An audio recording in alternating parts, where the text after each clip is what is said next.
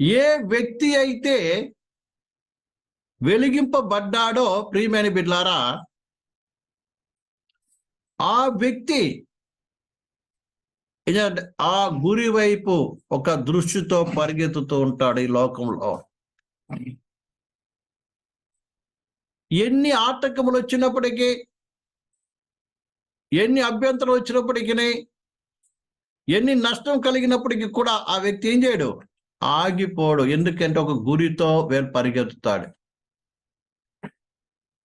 కాబట్టి వెలిగిబడిన ప్రతి విశ్వాసికి ఒక గురి ఉండాలి. గురి లేకపోతే ప్రియమైన నువ్వు గుడ్డివాడు అని అర్థము. ఇలా చాలా మంది చూచుచున్నామని చెప్పి గుడ్డివారి వలె ఉన్నారు. అందుకే ప్రకటన గ్రంథంలో చెప్తున్నాడు, నువ్వు దిగంబరుడవు గుడ్డివాడవని ఎరగక నేను ధనవంతును ధనవృద్ధి చేసుకొని ఉన్నాను, నాకేమీ కొదవలేదు అనుకుంటాడు అంట. దాని అర్థమేంటిది? రక్షణ పొందిన విశ్వాసే, కానీ వాడి దృష్టి అంతా కూడా ఎక్కడుందంటే ప్రియమైన బిల్లారా, ఈ లోక సమయమైన ధనం మీదనో, ఈ లోకం ఎటు పరిగెత్తుందో దాని వెంబడి పరిగెత్తే వ్యక్తి వీడు దేవుని దృష్టిలో గుడ్డివాడుగా మనకు కనబడతాడు. కాబట్టి ప్రియమైన సహోదరి సహోదరులారా, సంఘము ఒక ప్రత్యేకమైన దృష్టి కలిగి ఉండాలి. ఏం దృష్టి, ఏ దర్శనం కలిగి ఉండాలంటే ప్రియమైన బిడ్డలారా, ఆ పరలోకపు దర్శనం కలిగి ఉండాలి. సంఘం రోజు రోజు పరిపూర్ణతలోకి సాగాలి. కనుక క్రీస్తు పోలిక మార్చబడుతూ క్రీస్తు యొక్క రాకను అపేక్షిస్తూ క్రీస్తు రాకను ఎదుర్కొనేటువంటి రీతిగా, యేసయ్యను ఎదుర్కొనేటట్టుగా సిద్ధపడాలి.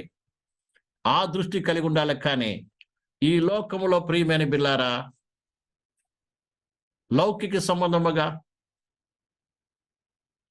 లోకం రీతిగా లోకసమైన పేరు ప్రఖ్యాతి ఆస్తి పాస్తుల కొరకు కాదు,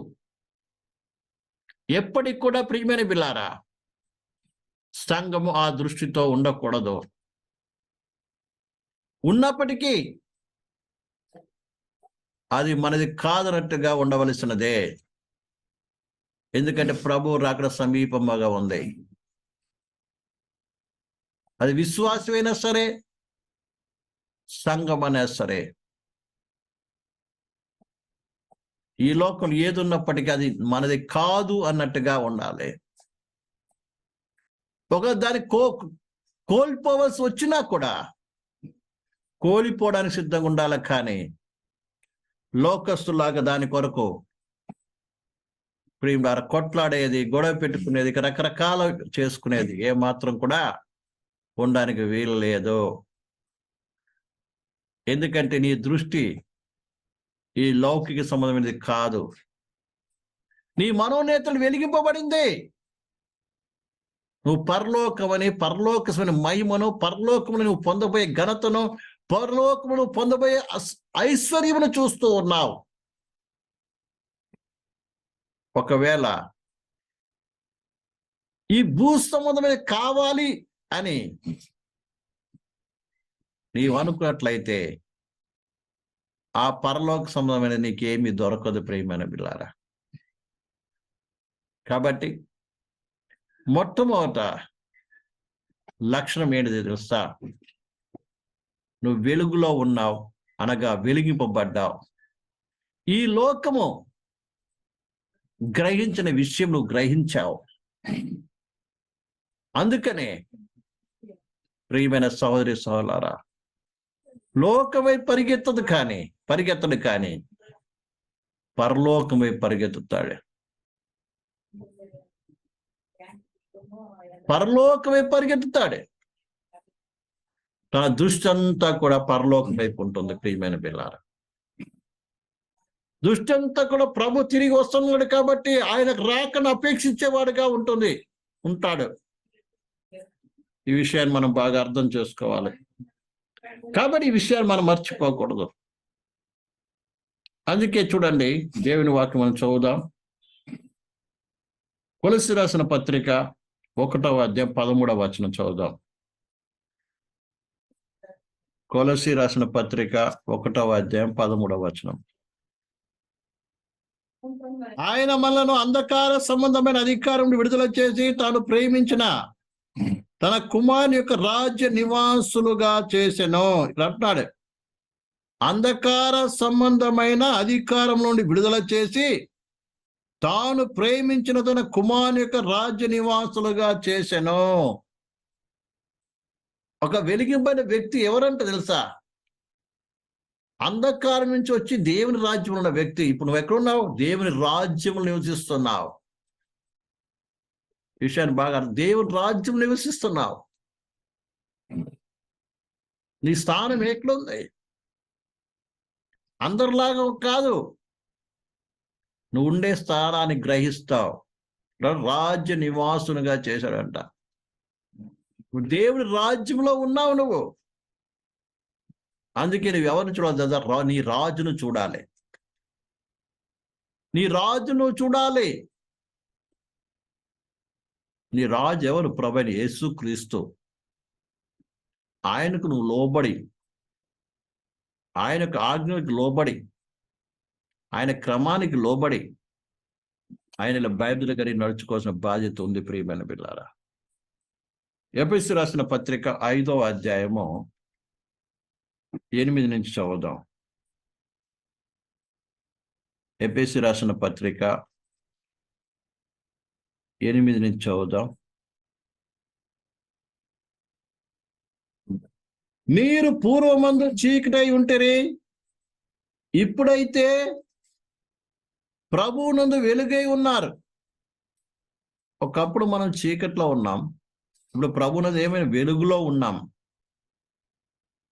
వెలుగు ఫలము సమస్తమైన మంచితనము, నీతి, సత్యము వాటిలో కనబడుచున్నది.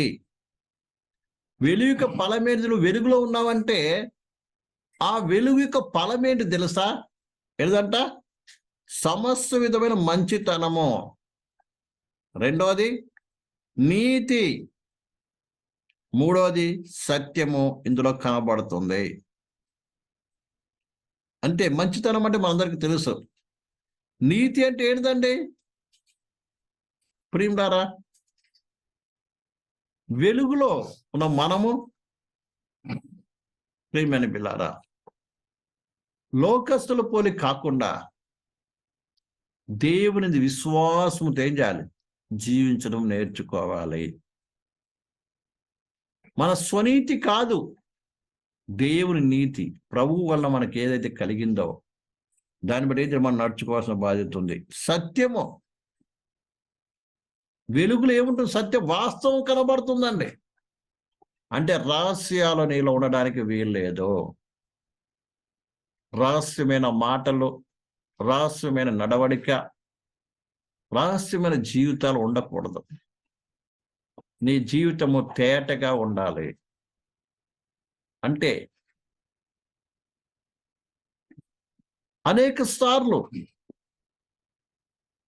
మనుషుల ముందు ఒక రీతిగా, మనుషులు లేనప్పుడు ఒక రీతిగా, ఒంటరిగా ఉన్నప్పుడు ఒక రీతిగా, అందరి ముందు ఒక రీతిగా జీవిస్తడం ఉంటుంది. ప్రియమైనవారా, ఇప్పుడు అనేకమైన బయటికి కనబడకుండా దాచిపెడుతూ ఉంటాం. చాలా అనుకుంటున్నా, ఇది తెలిస్తే అందరు ఏమనుకుంటారు?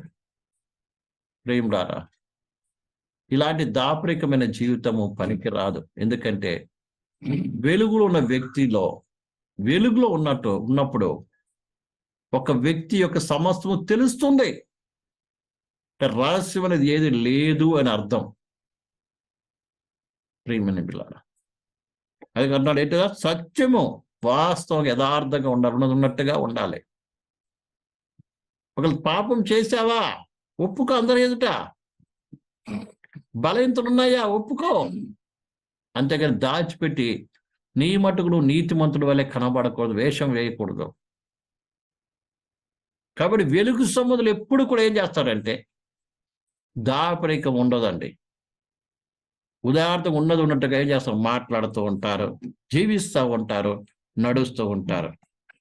కాబట్టి ఇక్కడ రాయబడిన మాట ఏంటంటే ప్రియులారా, ఏంటంటే వెలుగు ఫలము సమస్త విధమైన మంచితనము, నీతి, సత్యము వాటిలో కనబడుచున్నది. గనుక ప్రభుకి ఏది ప్రీతికరమైనదో దాన్ని పరీక్షించుచు వెలుగు సంబంధంలో నడుచుకొనుడి. రెండోది ఏం చెప్తున్నాడంటే, ఈ వెలుగున్న వ్యక్తి ఏం చేస్తాడంట అండి, ప్రభువుకు ప్రీతికరమేదో దాన్ని ఏం చేస్తాడంట, పరీక్షించి నడుచుకుంటాడంట. వాడే వెలుగు సంబంధి. అంటే దాని అర్థం వెలుగు సంబంధి ఎప్పుడు కూడా ఏం చేస్తాడు, దేవుని చిత్త ప్రకారం నడుస్తాడు, దేవుని చూస్తూ నడుస్తాడు, దేవుని చిత్త ప్రకారం జీవిస్తాడు, తన సొంత చిత్తం చేయడండి. చాలా మంది విశ్వాసాలు అనబడిన వారు తమ సొంత చిత్తాన్ని అనుసరించి నడుస్తూ ఉంటారు, లోకం చూసి నడుస్తూ ఉంటారు. అది వ్యక్తిగత విషయం కావచ్చు, కుటుంబ సంబంధమైన విషయాలు కావచ్చు, ఏ విషయమైనా కావచ్చు. ప్రియమైన సహోదరి సహోదరులారా, బాగా అర్థం చేసుకోవాలి. ఒక వెలుగున్న వ్యక్తి ఏం చేస్తాడు తెలుసా, దేవుని చిత్త ప్రకారం నడుచుకుంటాడు, అంతేకాని తన ఇష్టం కాదు. అంటాడు కింద, నిష్ఫలమైన అంధకార క్రియలో పాలివారై ఉండక వాటి ఖండించుడి. రెండోది, ఈ వెలుగున్న వ్యక్తి ఏం చేస్తాడు తెలుసా, ఖండిస్తాడు. లేని పాపాన్ని ఖండిస్తాడు, చీకటి క్రియలు ఖండిస్తాడు, అంతేగాని దాన్ని అంగీకరించడు, దాన్ని సపోర్ట్ చేయడు. ఇద్దరు ఎవరైనా మన సహోదరుడు కావచ్చు, స్నేహితుడు కావచ్చు, తప్పు చేస్తే కొంతమంది ఏమనుకుంటారు, నాకెందుకులే అనుకుంటారు. కొంతమంది నేను చెప్తే నా స్నేహం ఎక్కడ పోతుంది అని ఊకునేవారు కొంతమంది. అర్థమవుతుందండి? లేదా కొంతమంది వాళ్ళతో పాటు వీళ్ళు కూడా కలిసిపోయి అదే అంధకార క్రియలు జరిగిస్తూ ఉంటారు. ఇలాంటి వారు వెలుగు సంబంధులు కాదు. నువ్వు వెలుగు సంబంధం అయితే, నువ్వు ఒక దర్శనము కలిగిన వ్యక్తివైతే నువ్వేం చేయవు, పాపముతో ఏ మాత్రము నువ్వు ఏకీభించవు. ఒకటి. రెండవది, ఎవరైతే ఆ అంధకార క్రియలు పాపము చేస్తున్నావు అని ఏం చేస్తావు, గద్దిస్తావు. సహోదరులా, నువ్వు చేసిన తప్పు, నువ్వు చేసిన పాపము, ఈ దేవుని బిడ్డలకి పనికి రాదు అని ఏం చేస్తావు, గద్దిస్తావు. వారి కొరకు ప్రార్థిస్తావు, వారిని గద్దిస్తావు, అంతేకాని వారితో పాలివారవు కాదు. అది కట్టినాడు. ప్రియులారా, అంధకార క్రియలో పాలివారై ఉండక ఖండించుడి, వాటిని ఖండించుడి. ఏలైనగా అటు క్రియలు చేయువారు రహస్యము జరిగించు పన్నును గురించి మాట్లాడటైనను అవమానకరమై ఉన్నది. సమస్యములు ఖండింపబడి వెలుగు చేత ప్రత్యక్షపరచబడును. ప్రత్యక్షపడుచున్నది ఏదో అది వెలుగే కదా. వెలుగు ఎప్పుడు కూడా దాచిపెట్టేది కాదు. వింటున్నారండి? వెలుగు ఎప్పుడు కూడా ఏ దాన్ని దాచిపెట్టదు. అన్నమాట. అర్థమవుతుంది మీకు అందరికీ? చీకటి దాచిపెడుతుంది, వెలుగు ఎప్పుడేం చేస్తుంది, ప్రత్యక్షపరుస్తుంది. దాచిపెట్టేది కాదండి. అందుకో దర్శనం కలిగిన వ్యక్తి తన దృష్టికి ఏది ఉన్నది ఏం చేస్తుంది, దాచిపెట్టడు, ప్రత్యక్షపరుస్తాడు. ఏ పాపాన్ని దాచుకోడు మనసులో, ఏ రహస్యాన్ని దాచుకోడు మనసులో, దేని కప్పిపెట్టడానికి ప్రయత్నం చేయడు. కప్పిపెట్టే స్వభావం కలిగిన వారు ఎవరంటే పాపం జరిగిన చీకటి సంబంధులు. ఉదాహరణకి, ఆదాము ఎప్పుడైతే పాపం చేశాడో దానికి ముందు వాళ్ళు వస్త్రం లేని వారుగా ఉన్నారు, దిగంబరుగానే ఉన్నారు, వాళ్ళ సిగ్గు లేదు. కారణం ఏంటంటే వారికి దాచిపెట్టడానికి ఏమీ లేదు, క్లియర్గా ఉన్నారు వాళ్ళంతా. అర్థమైందండి? దాచిపెట్టడానికి ఏం లేదు, ఓపెన్గా ఉన్నారు దేవుని ముందర. దేవునికి వచ్చేటప్పటికి వారికి ఏం లేదు, క్లియర్, ట్రాన్స్పరెంట్గా ఉన్నారండి. ఎలా రహస్యాలు వారి దగ్గర లేవు. ఎప్పుడైతే పాపము చేశారో అప్పుడే దాచుకోవడం ప్రారంభించారు, కప్పుకోవడం ప్రారంభించారు. అందుకే తన అతిక్రమం దాచిపెట్టి వర్ధిల్లడు, దాన్ని ఒప్పుకొని విడిచిపెట్టువాడు కనికరము పొందును. ఏ విషయం అయితే దాచిపెడతావో ప్రేమిడారా, నువ్వెవరివి? చీకటి సంబంధివి. చాలాసార్లు దాచిపెడుతుంటాం. భర్తకు తెలియకుండా భార్యకు తెలియకుండా భర్త, లేకుంటే ప్రేమ భార్య భర్తలు ఇద్దరు కలిసి ఏం చేస్తారు, సంఘానికి తెలియకుండా కొన్ని అననీయ సప్యారర్ లాగా ప్రేమడారా చాలా మంది వేషాలు వేసుకుంటారు, దాచిపెడతానికి ప్రయత్నం చేస్తాడు. బైబిల్లో దాచిపెట్టే ప్రయత్నం చేసిన వాళ్ళందరూ కూడా నాశనం అయిపోయారండి. ఆదాముల పరిస్థితి ఏమైపోయింది ప్రియమైన బిడ్డలారా? యాకోబు ప్రియులారా కప్పుకొని వచ్చాడు, దాచుకొని వచ్చాడు. ఏమైంది? ఆకాన్ని తీసుకెళ్ళి ఆ సినారు వస్త్రాలు, ఆ బంగారం వెండి తీసుకెళ్ళి దాచిపెట్టాడు. దాచిపెట్టి ఏమి తెలియనట్టు వచ్చేసాడు. ఏమైంది పరిస్థితి? దావీదు తను చేసిన పాపాన్ని కప్పిపెట్టడానికి ప్రయత్నం చేశాడు. ఏమైంది ప్రియమైన బిడ్డలారా? అందుకనే ఎప్పుడు కూడా దేవుని దగ్గర యథార్థంగా ఉండాలి. మనుషుల ముందు కూడా యథార్థంగా ఉండాలి.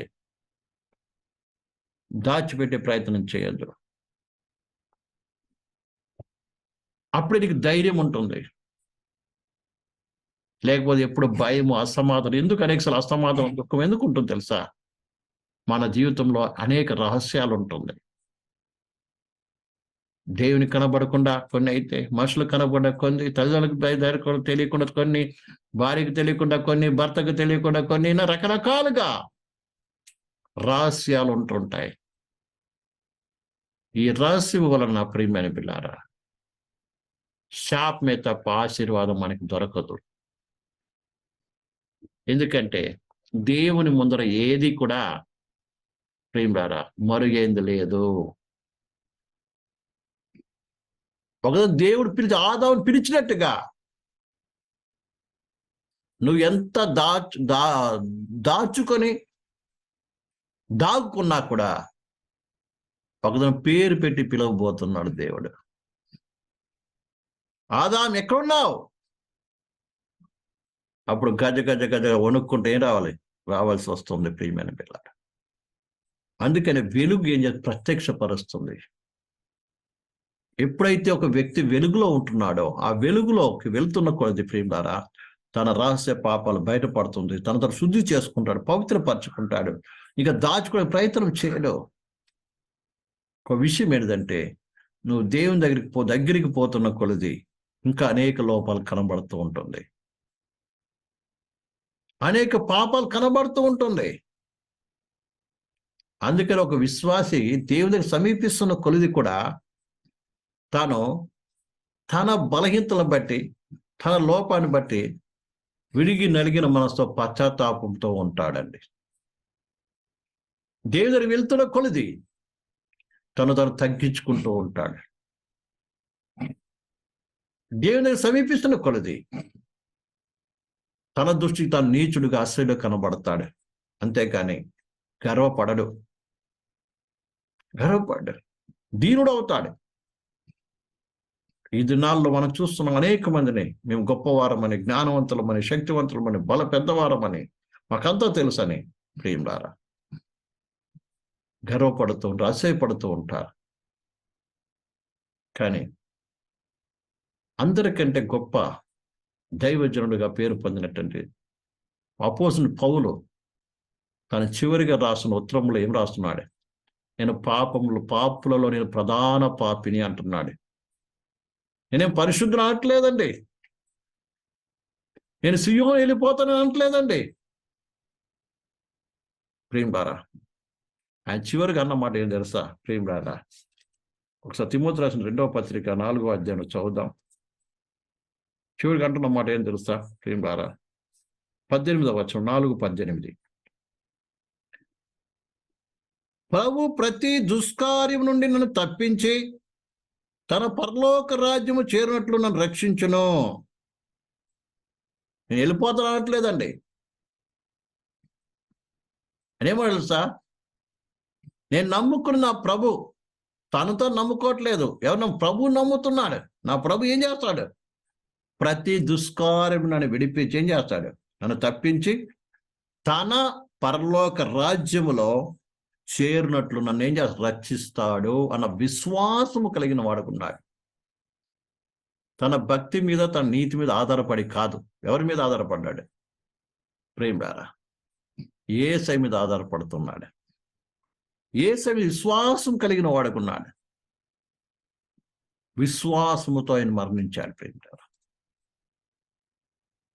ఈ విషయాన్ని మనం బాగా అర్థం చేసుకోవాలి. అందుకే ఒక వ్యక్తి ఎప్పుడైతే మరి దేవుని దగ్గరికి వెళ్తుంటాడో ఏమవుతాడు? ఆ వెలుగులో తన లోపాలేమో ప్రత్యక్షపరచబడుతూ ఉంటుంది. అతని కళ్ళు తేటపరుస్తబడుతూ ఉంటుంది. క్లియర్గా తన గమ్యస్థానం ఏం చేయగలడు? చూడగలడు. తన గమ్యస్థానం చూడగలడు. ప్రియమైన పిల్లలు, పౌలు అంటున్నాడు, నాకు నీతి కిరీటం ఉంచబడి ఉన్నది అంటే చూస్తున్నాడు. నీతి కిరీటం చూస్తున్నాడు అండి ఆయన. ప్రియమైన పిల్లలు, అందుకే ఒక విశ్వాసి కాలం గడుస్తున్న కొలిది కూడా ఏం చేయాలి? అన్ని క్లియర్గా అవుతుంది. క్లారిటీ వస్తుంది. తన గమ్యస్థానం గురించేటువంటి యొక్క దర్శనము, ఒక క్లారిటీ, ఒక క్లియరెన్స్ వస్తుందండి. ఈ భౌతిక సంబంధమైన కనులు మూయబడినప్పటికీ, ఈ కనులు కనబడకపోయినప్పటికీ, ప్రియులారా, కాలం గడుస్తున్న కొలది ప్రియులారా, ఆ పరలోక దర్శనము వస్తూ ఉంటుంది.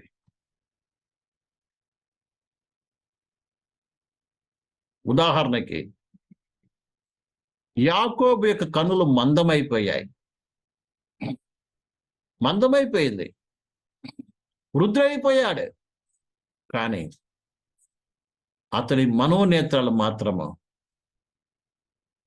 కొన్ని వేల సంవత్సరాలతో జరగబోయే సంగతిని చూస్తున్నాడండి.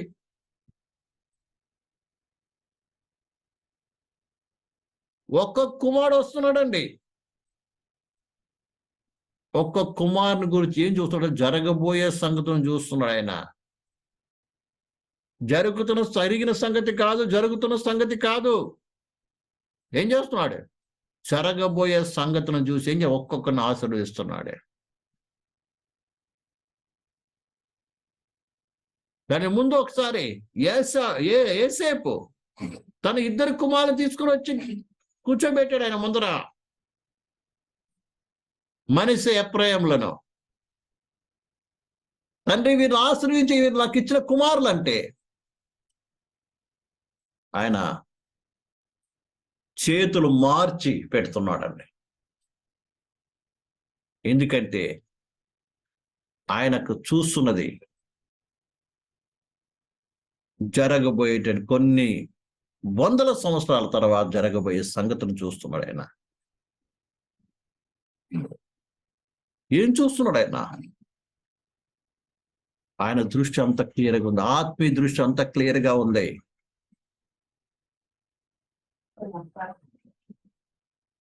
ఆశ్రయిస్తున్నాడు ఆయన.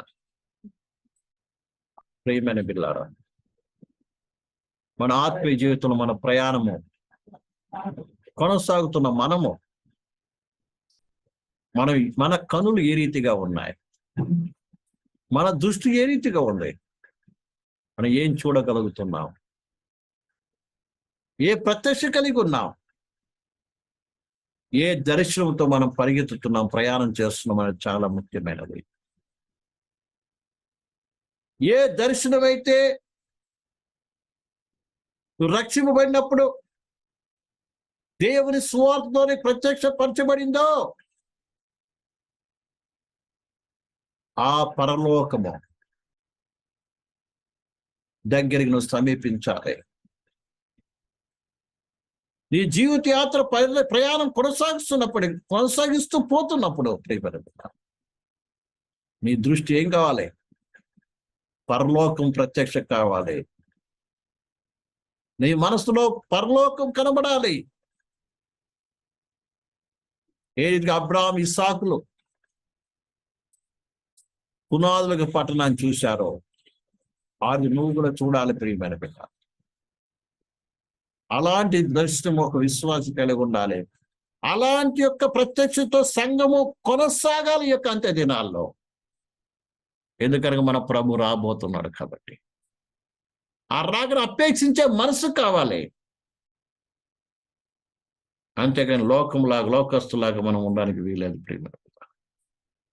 కాబట్టి ఒక వెలిగింపైన విశ్వాసి ఎలాంటి సంఘంలో ఎలాంటి ఒక దర్శనం కావాలంటే ఆ పరలోక ప్రత్యక్షతను అపేక్షిస్తూ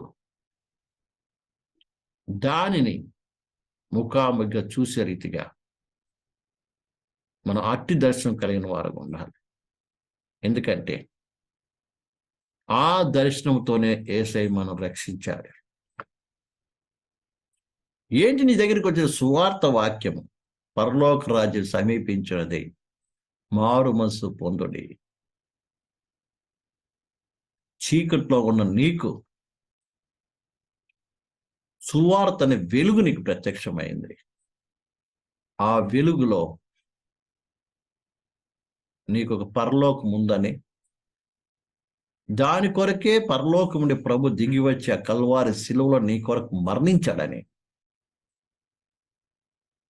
చనిపోయి 3వ దినం తిరిగి లేచి పరలోకం ఆరోడయ్యాడని, ఇది నా పరలోకం తండ్రి కుడిపాశంగా కూర్చొని విజ్ఞాపన చేస్తున్నాడని, ఆ ప్రభువే త్వరగా నీ కొరకు మధ్యాక్ష ప్రత్యక్ష కాబోతున్నాడని, ఆయనతో కూడా అందరం కూడా ప్రత్యక్ష కావాలన్నటువంటి యొక్క దర్శనము కలిగిన వాడుగా కలిగినగా ఉండాలా.